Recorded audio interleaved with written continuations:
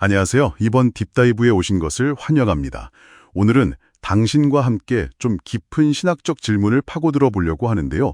바로 헬렐, 즉 루시퍼와 아담의 타락이 과연 피할 수 없는 운명이었는지, 아니면 혹시 다른 선택지가 있었는지에 대한 이야기입니다.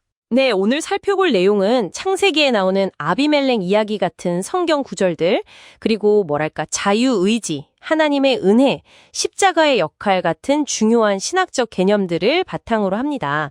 사실 해석이 좀 갈리는 부분이 있죠. 맞아요.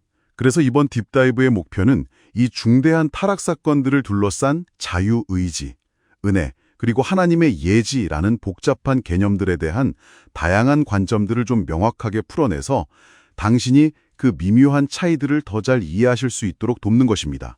자, 그럼 바로 시작해 볼까요? 네, 좋습니다. 첫 번째 질문은 역시 헬렐입니다.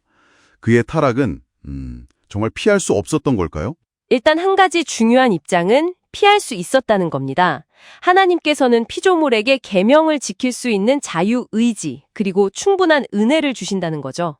그러니까 자신의 힘이 아니라 은혜로 순종할 수 있지만 그 은혜를 받아들일지 말지는 선택의 문제다. 이런 말씀이시군요. 네, 맞아요.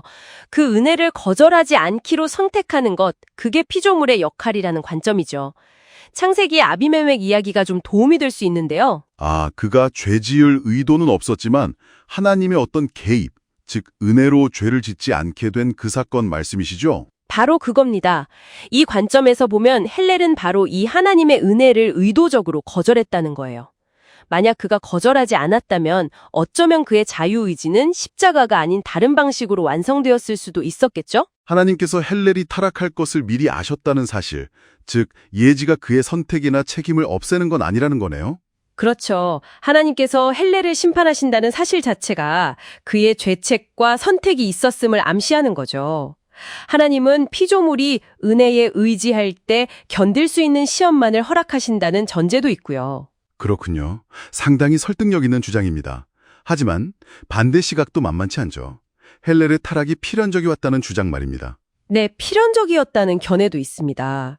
이 입장은 기본적으로 피조물이 나중에 십자가를 통해 온전히 계시될 하나님의 사랑에 대한 완전한 이해 없이는, 또는 특별한 신적 개입 없이는 스스로 완전하게 순종할 힘이 본질적으로 부족하다고 봅니다. 그러니까 피조물 자체의 한계 때문에 어쩔 수 없이 타락으로 이어졌다는 해석이군요.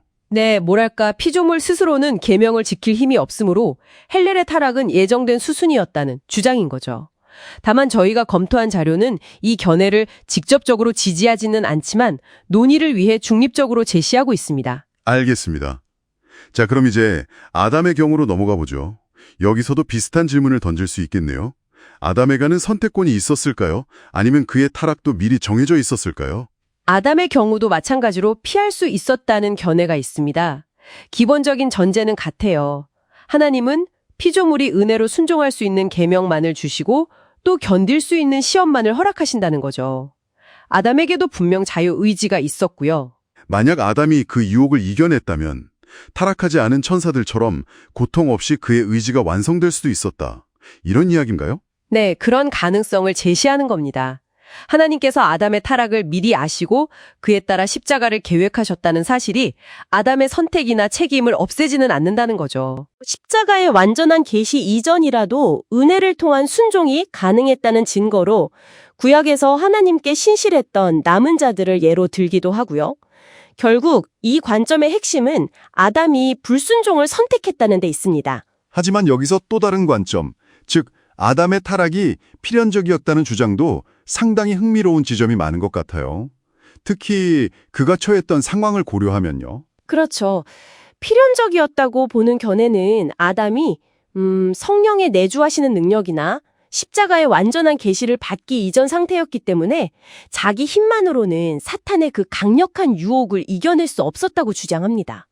그러니까 피조물이 십자가를 통해 드러난 하나님의 사랑의 깊이를 깨달아야만 진정으로 순종할 수 있는데 아담에게는 아직 그 이해가 부족했다는 말씀이시죠? 네, 성경에서 아담이 벌거벗었다고 표현된 것도 그의 어떤 취약함, 죄에 빠지기 쉬운 상태를 암시한다고 해석하기도 하고요. 심지어는 이미 하나님보다 하와를 더 우선시하는 마음이 있었을 수 있다는 분석도 있습니다. 그 유혹 자체가 어쩌면 하나님께서 아담이 실패할 것을 아시면서도 그가 스스로 구원의 필요성, 그리고 십자가의 필연성을 깨닫게 하시려는 더 큰 계획의 일부였을 수도 있다는 거네요. 네, 맞습니다.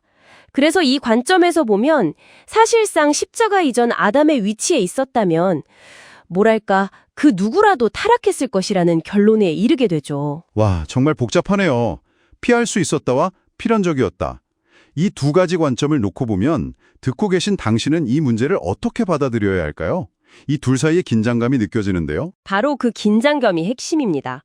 한쪽 견해는 피조물의 책임과 선택, 그리고 어느 시대에든 은혜를 통해 순종할 수 있는 진정한 가능성을 강조합니다.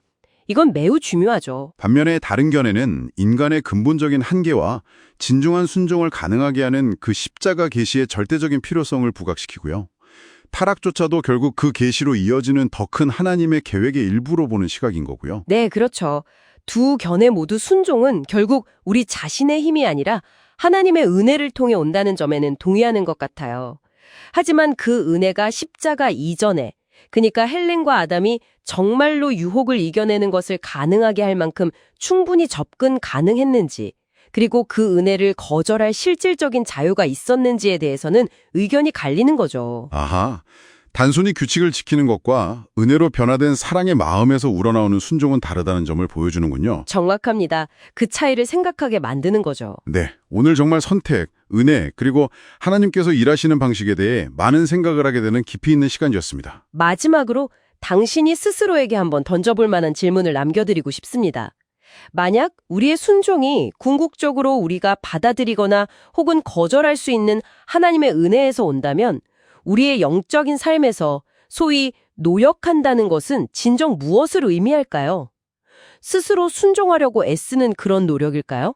아니면 순종을 가능하게 하는 그 은혜를 거절하지 않으려고 애쓰는 노력일까요? 한번 깊이 고민해 볼 문제입니다.